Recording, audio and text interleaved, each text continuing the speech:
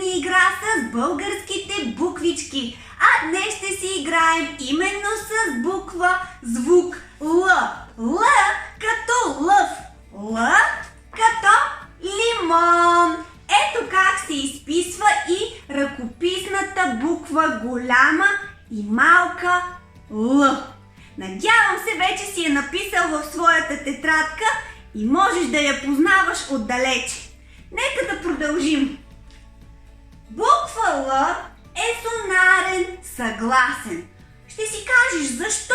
Защо сонарен съгласен? Ами защото съдържа повече глас и по-малко шум, когато я изговаряме. Пробвай с мен. Л. Ето, чуваме повече глас и по-малко шум. Л. А съгласен, защото не може да образува сричка самичка.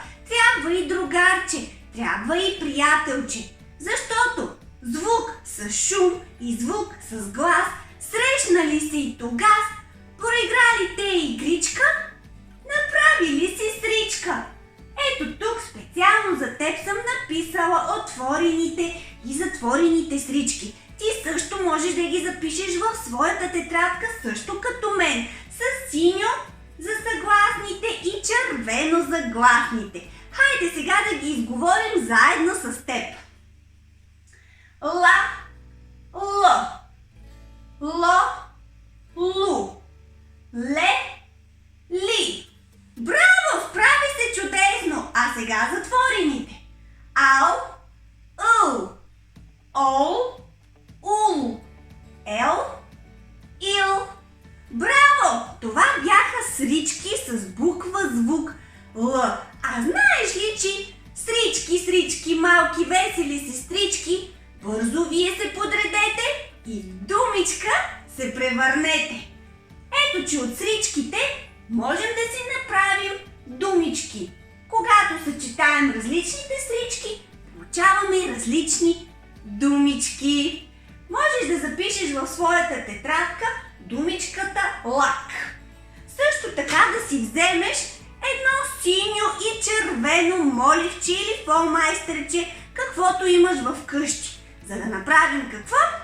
Звуков модел на думата. Гласни за червено и съгласни за синьо. Хайде сега да видим думичката лак. Можем ли да сложим всяка една буквичка, всеки един звук в правилен цвят къщичка?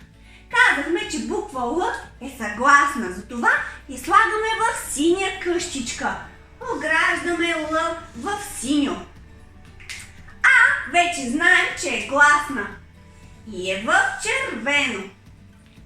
К в синьо. Така, можеш ли да ми кажеш колко букви, колко звука имаме в думичката лак? 1, 2, 3. 3 буквички. Колко звука? У, А, К. Лак. 3 звука. 3 буквички и 3 звука. А сричките, помниш ли как ги разпознавахме? Имахме правило за ръчичка под брадичката. Изговаряме думичката и колкото пъти брадичката ни се докосне до ръчичката, значи имаме толкова срички. Хайде да изговорим заедно с теб. Бързо слагай ръчичката под брадичката. Лак. Лак. Един път ми се докосна ръчичката до брадичката. Лак. Да, също имаме още една малка тайна, с която можем да разпознаваме колко срички са. А то да видим колко гласни букви има в думата. А знаеш, че гласните ги отбелязваме с червено. Ето, че сега червената къщичка ни подсказва колко срички има в думичката лак. Аз виждам една червена къщичка. А ти? Едносрична думичка лак. Една сричка. Лак. Един път ми се докосна брадичката до ръчичката и имаме една червена кутийка. Значи едносрична дума лак. Една сричка. Браво! Справи се чудесно! Продължаваме натам. Думичката лук. можеш да си я запишеш в своята тетрадка. Лук. И започваме да правим звуков модел на думата. Л казахме в синьо. У слагаме в червена къщичка. И К казахме в синьо. Думичката лук. Браво! Мисля, че се справи чудесно и можеш да се опиташ сега сам да разпознаеш колко са буквичките, колко са звуците и колко срички има в думичката лук. Хайде да видим. 1, 2, 3. 3 букви. Ами звуците? Л, У, К. Лук. 3 букви и 3 звука. Можеш отдолу да запишеш с химикалче или моливче 3 Б и 3 звука. А колко ли са сричките? Лук. Лук. Гледаме колко червени кутийки имаме. Аз откривам една. И изводът е, че думичката лук и тя е едносрична думичка като лак. Лак и лук са едносрични думички. Браво! Супер! Справи се чудесно! Хайде сега с нещо по-трудно, защото подозирам, че това ти беше твърде лесно. Думичката лале. Запиши я бързо в своята тетрадка. Лале. Цветето лале. Много харесваме цветята, нали така? Хайде сега да видим звуковия модел. Л казахме в синьо. А в червено, разбира се. Л в синьо е червено. Ето направихме звуков модел на думичката лале. Хайде сега ми кажи колко са буквите, колко са звуците и сричките. Аз няма да подсказвам. Очаквам ти да ми кажеш колко са. 5 звука ли чух? 5 звука, 5 букви. Я преброй пак. 4 звука и 4 букви имаме в думичката лале. 4 на брой. Хайде сега да видим сричките. Ла, ле, изговаряй силно. Ла, ле. Колко червени кутийки виждаш? 2. Изводът е, че думичката лале е двусрична дума. С 2 срички, 2 червени кутийки и 2 пъти брадичката ми се докосна до ръчичката. Браво, справи се чудесно! Хайде да видим с нещо още по-трудно. Думичката лекар. Лекар. Запиши я бързо в своята тетрадка и да направим заедно с теб звуковия модел и после ще сравним дали ни е вярно.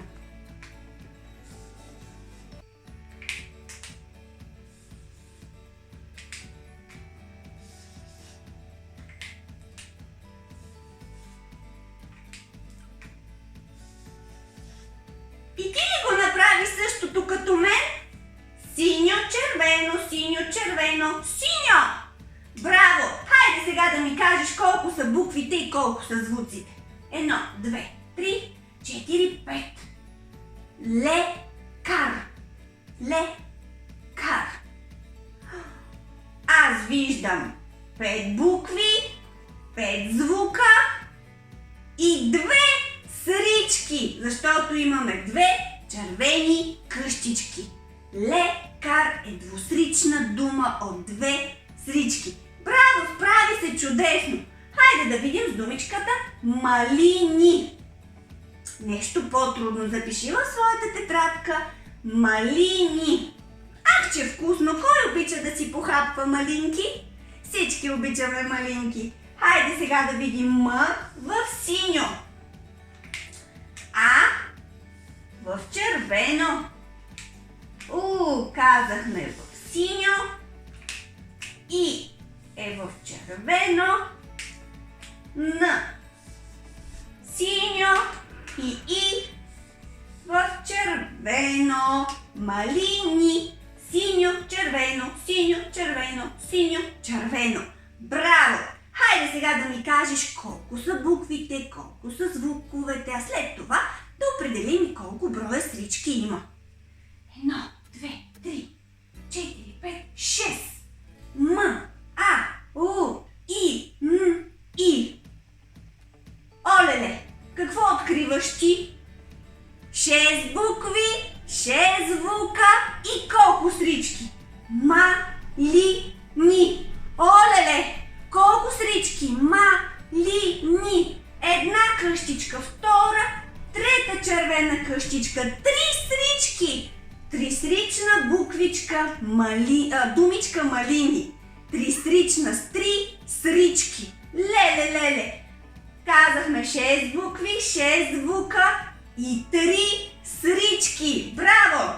А сега преминаваме към по-сложната, а именно ламарина. Думичката е ламарина. Запиши я бързо в своята тетрадка и да направим звуков модел. Ти сам вкъщи на твоята тетрадка, а аз на моята дъска и след това ще сравним дали са ни верни. Хайде, бързо! Кой ще свърши пръв? Бързо!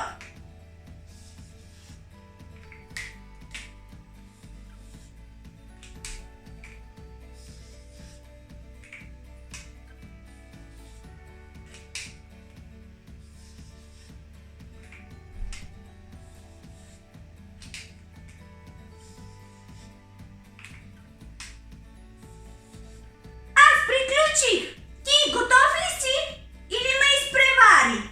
Ти ли беше прав лъв или аз? Хайде да видим.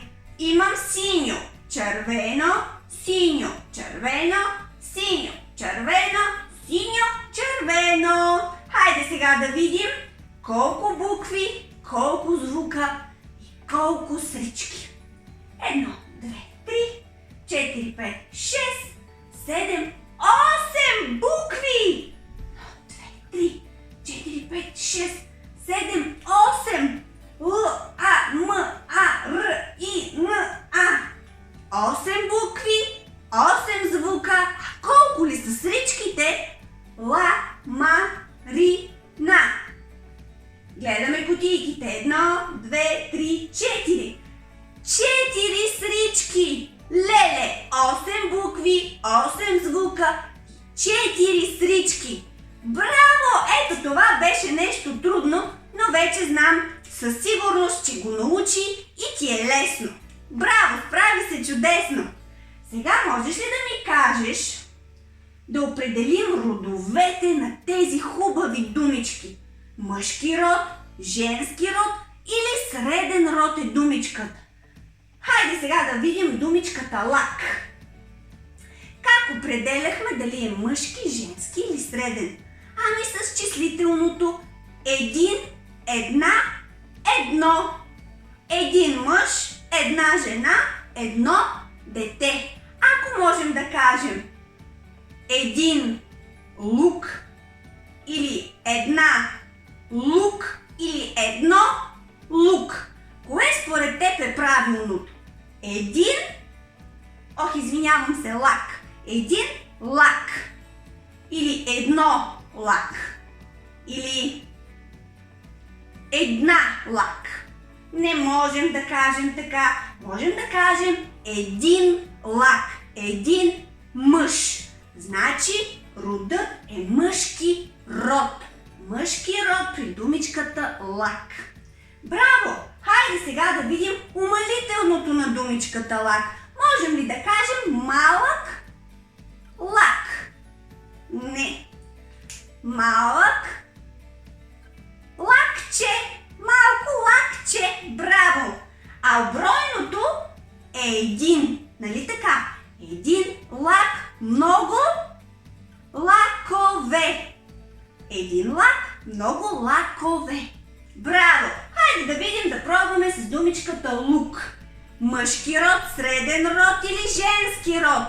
Хайде да видим. Един лук, една лук или едно лук? Как е правилно? Един лук, разбира се. Значи мъжки род. Един мъж. Един лук. Браво! Ами, как ще е умалителното? Лукче. Малко лукче. А бройното един лук, много лукове. Браво! Думичката лале. Едно лале, един лале, една лале. Айде да видим кой род е. Едно лале. Едно дете. Среден род. Браво, точно така. А умалителното лаленце. Малко лаленце. Едно лале, много, как ще кажем, много лалета. Браво, точно така. А с думичката лекар, един лекар, една лекар или едно лекар? Как звучи добре? Един лекар, разбира се. Един лекар, един мъж. Мъжки род. Думичката лекар е в мъжки род.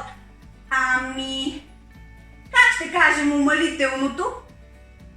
То няма. Или си лекар, или не си лекар. Малък лекарче не можем да кажем. Или си лекар, или не си лекар. Добре, а брой? Един лекар, много. Как ще кажем, ако видим група с много лекари? Точно така. Много лекари. Браво! Малини е в множествено число. Много малини. Ламарина ще станат много ламарини. Браво, точно така. Ето, че вече видяхме, че буквичката Л може да се съдържа и в началото на думичката, и в средата. Можеш да я оградиш с друг цвят, моливче, къде откриваш буква, звук, сонарен, съгласен Л. Браво, справи се чудесно! Какво мислиш, че е това ето тук, което съм нарисувала специално за теб? Модел на изречение, разбира се. Как започваше едно изречение? От какво е съставено изречението и с какво свършва? Ето, че днес ще научим и това. Казахме, че сричките правят думички, а думичките правят изречение. Когато съчетаем различни думички по смисъл, трябва да има смисъл, става едно цяло голямо изречение. Едно изречение може да е съставено от 2, 3, 4 или 5 думички. Няма значение, но да са свързани по смисъл.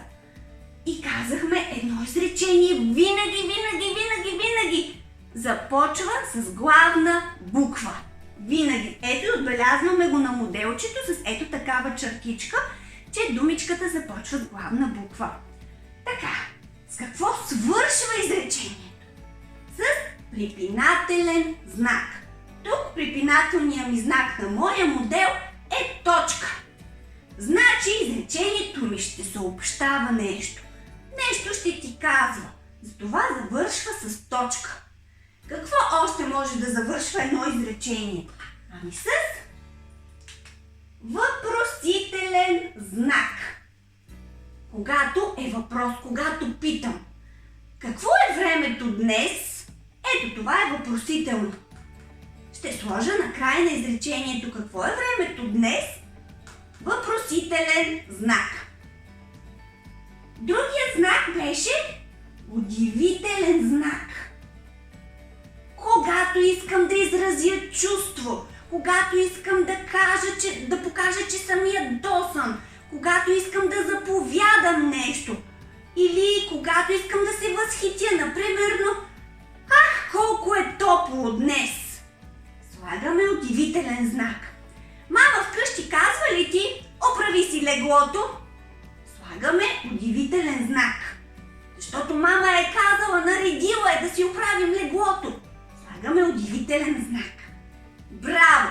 А съобщителното изречение казахме, че съобщава нещо.